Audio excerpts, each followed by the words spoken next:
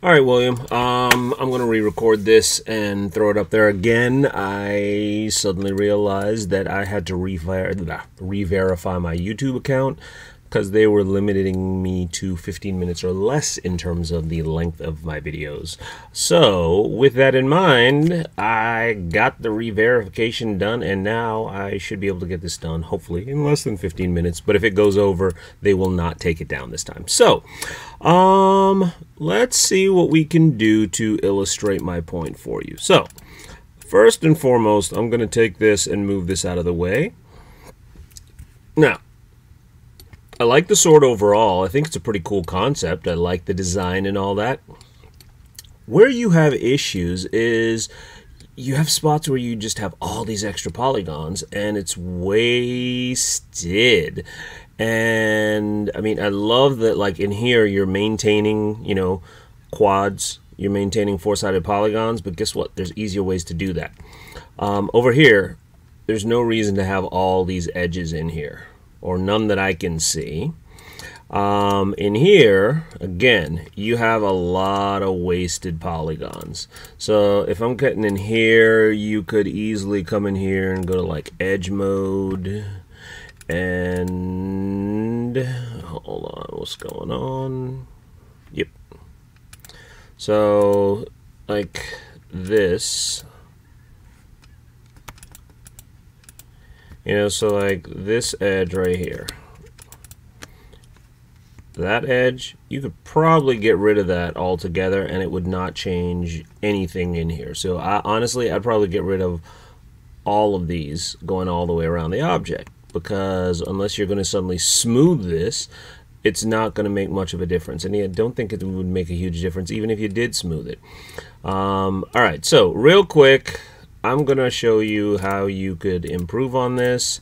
Better yet, let's look at this in terms of the elements. So you have 1, 2, 3, 4 separate elements. Honestly, this should be no more than probably 2 elements. So, having said that, let me put my money where my mouth is. I'm going to start with a box. I'm going to throw that sucker down here, throw it up there, and I got that to start with. Now, I'm going to take this and make the sword out of that. This is probably not a huge departure from how you did it, so hopefully that's the case. Although I think yours was a little bit thicker on the inside, so yay. Alright, so that's what we're starting with. Nothing wrong with editable mesh. I'm an editable poly person, so that's probably how I would attack it versus the way you did it. So you did 1, 2, 3, 4, 5, 6, 7. I can do 7. 7 works for me. So I'm just going to select all those. I'm going to go connect, and I'm using the settings for connect, and I will tell it I want to do 1, 2, 3, 4, 5, 6. So 1, 2, 3, 4, 5, 6. Yep, and 7. And I'm going to hit the check mark to say, cool, I'm good with that. Let's start making some messes in here. Now, the other thing is, I could have done it when I made the when I actually made my box, or I can come in here and kind of interactively do it. Now I do like that you have what, 1, 2, 3 in here, so I'm gonna do that also, because I think in terms of that you're right on the ball. So this time I'm gonna undo that because I want to make sure I have all. Yes, I needed to make sure I had all my edges selected. It was defaulting to the edges in here. Now, since I have them all selected, I can come in here and say connect. It's going to default to what I did last. So this time I'm going to dial it down to like 3. And I'm going to adjust my spacing on them to something that's a little more akin to what you have. And then I can use this to adjust my positioning. So I'm going to shove them all to one side because I like the fact that, you know, you have the kind of this drop off over here. So I'm going to go ahead and do that, and voila. Now I have the beginnings of your sword. All right, so that I think looks pretty darn cool. Now, before I start shrinking this side of it, I'm going to make a couple quick decisions. Check this out. I'm going to go in here. Let me get in nice and close. So boom, boom, boom, and boom.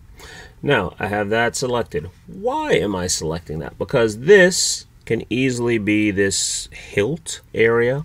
So I'm just going to go ahead and in polygon mode, I will go ahead and do an extrude. Now I'm going to hit the extrude, and the extrude dialog will come up. See this where it's pushing out? That's what it's doing. It's extruding out. Well, I'm going to tell it to extrude 0 and hit the check mark, and it's extruding right there. It's created new faces, but it hasn't gone anywhere. And let me look at yours real quick. Okay, so it comes out on that side, but not on that side. Cool, I can work with that. So all I'm going to do is, now that I've created these new faces, I can simply come in here, scale that out a little bit, and now I have the beginning of what you created set up. The other thing I'm going to do is I'm going to select these edges, get in close, that. I could have tried doing it with vertexes, but that was going to be begging for trouble. And in fact, obviously, it's still not loving me. So I'm going to go back to, yeah, easy fix. So I'm just going to take this, scale it out a little bit, grab my move tool and just move this so it's just about lined back up on the one side, but it's hanging off on the other side, which is very much akin to what you have. All right, so now I can get in here and get tricky with it. I just wanted to get that done so I can come back in here, select these,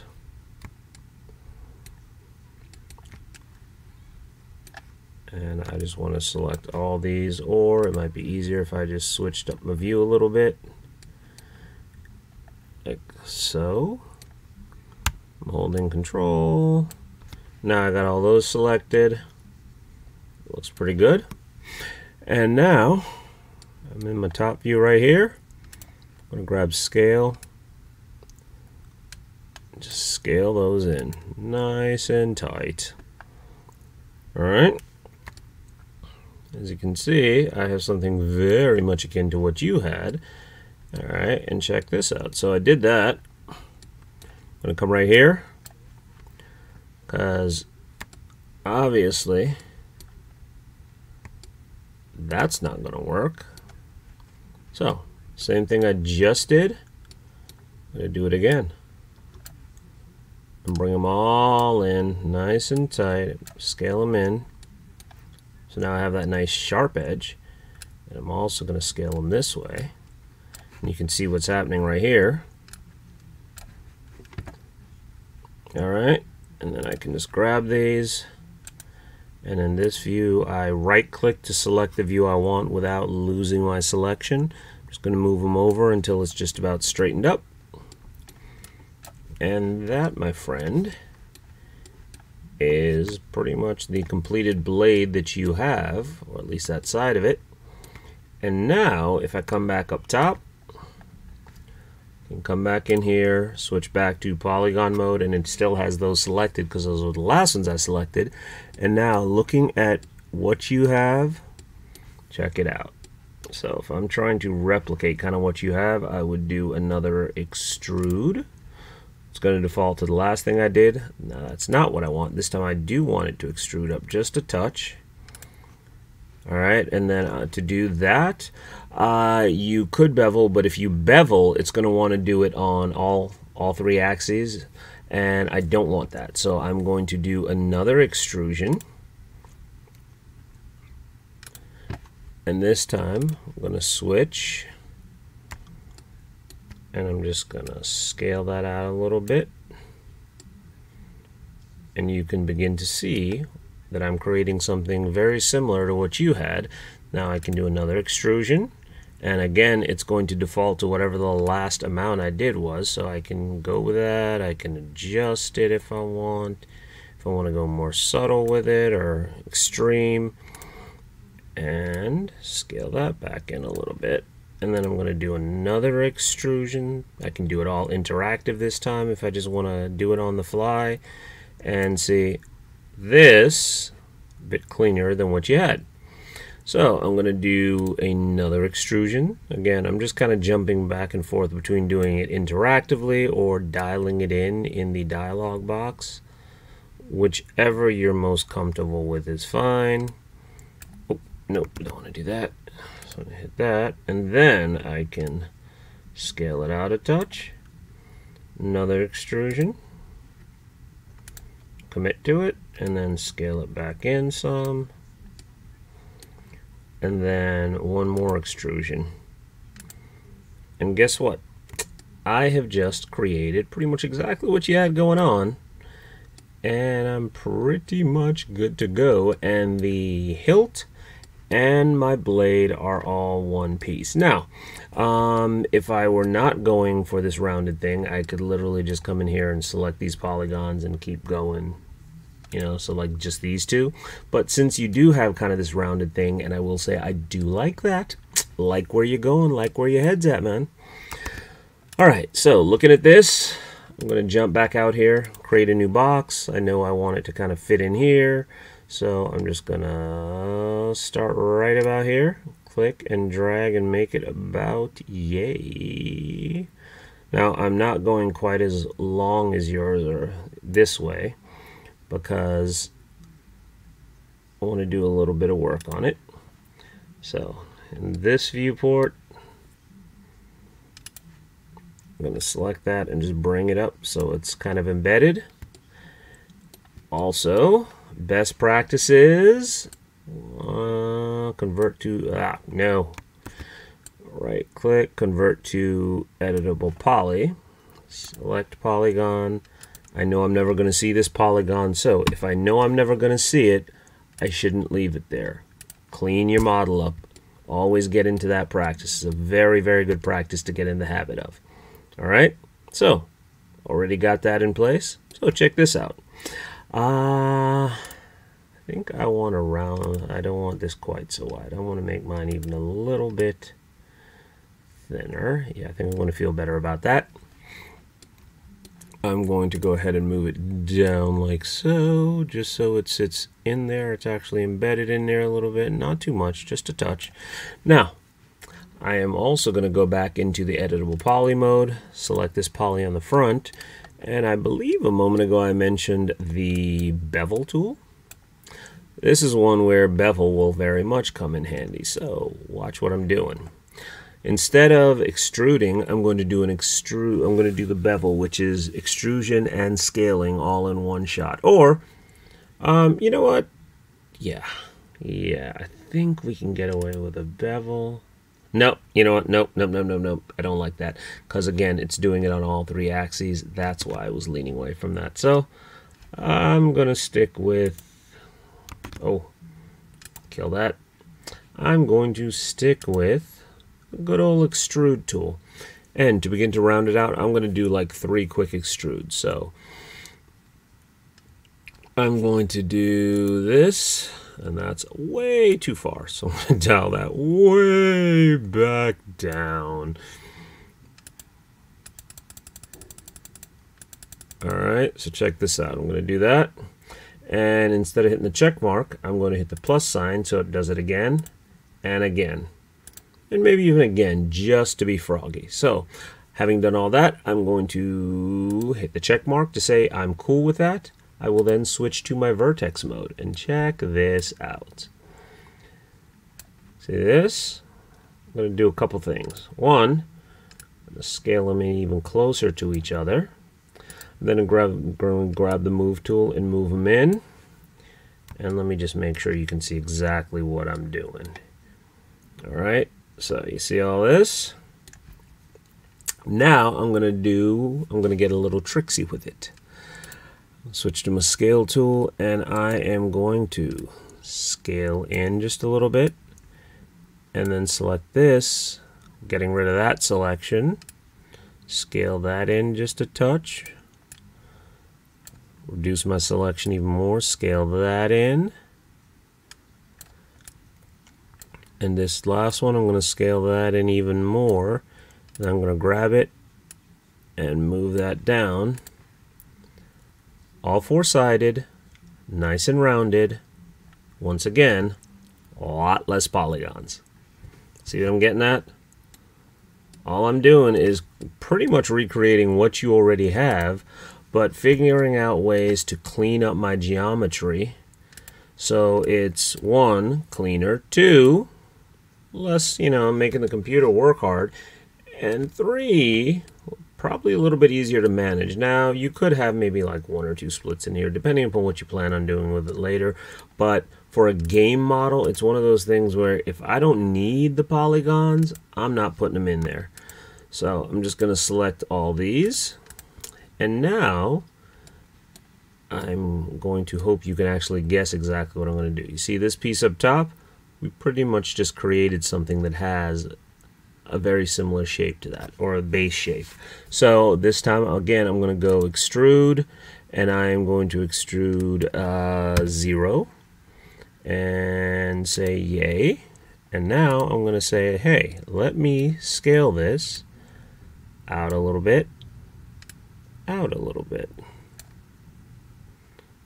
And now, if I'm trying to replicate what you have there, oh, there it is. I'm actually going to grab this and move it over. Now, extrude this a little bit more, or not extrude, scale it a little bit more, because yours looks a little more akin to that. And with that polygon still, or those polygons I should say, still selected, I can do a little more extruding.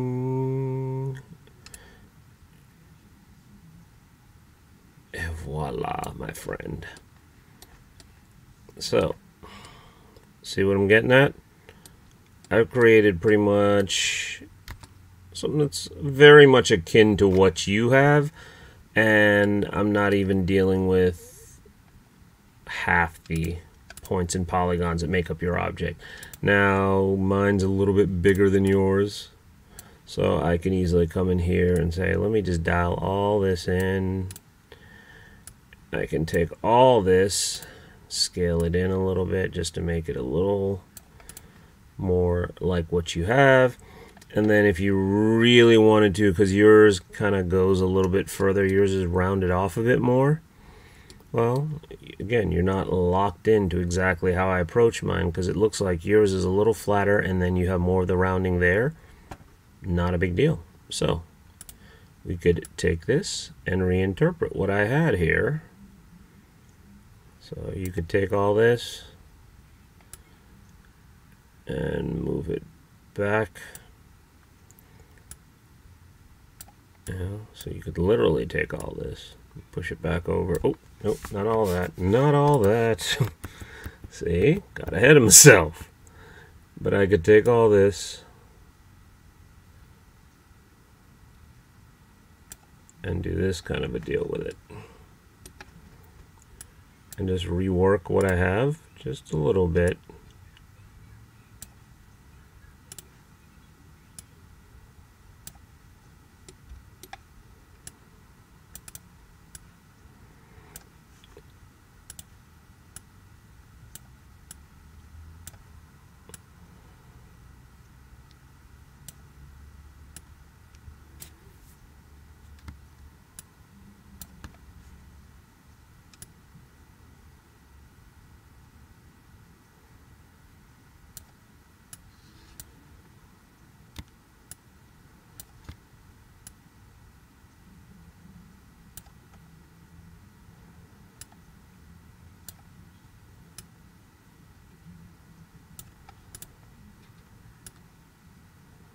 So I'm grabbing those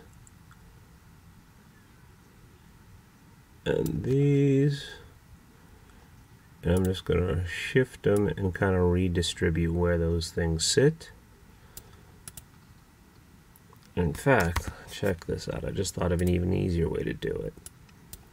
Nope. Undo. No. Grab it.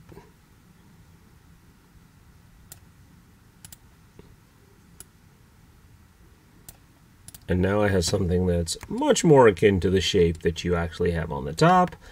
And even with that, I'm still at a minimum in terms of polygons. And guess what? Everything's still four-sided. These are going to be a little freaky like this one, but once you go to texture, that's still absolutely workable and fixable.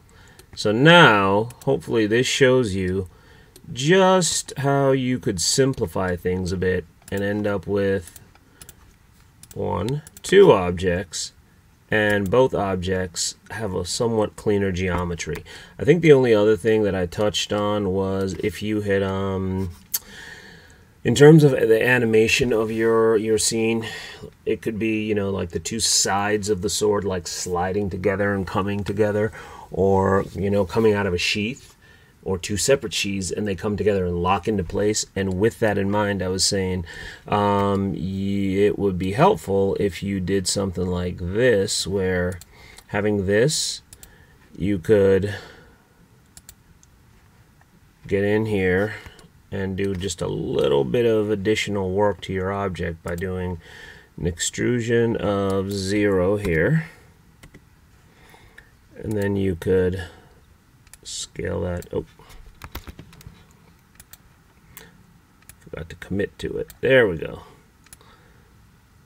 So it's like, why in God's name am I suggesting you do something weird like this? Because you could then say, all right, I'm going to do another extrude, and this time I am actually going to push it out some.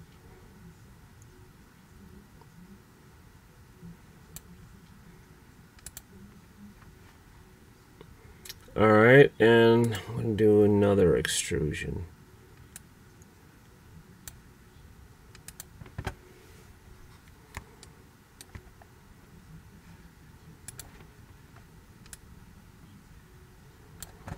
And what I'm thinking is you could throw something in place like this.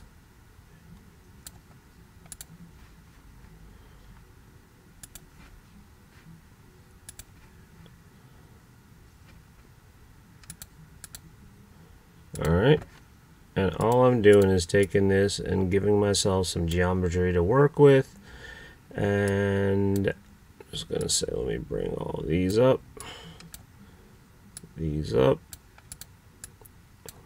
that up.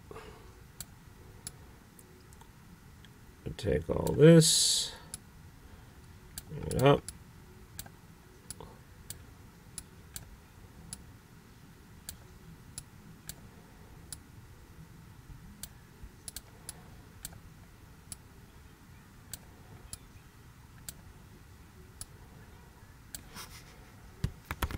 Oh, yep, I grabbed something I didn't mean to.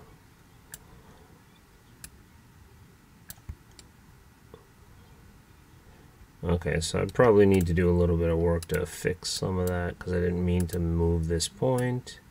And this is why I'm being a bad teacher and showing you how to model strictly in the perspective viewport, when I probably shouldn't. I should be encouraging you to use all of your views. So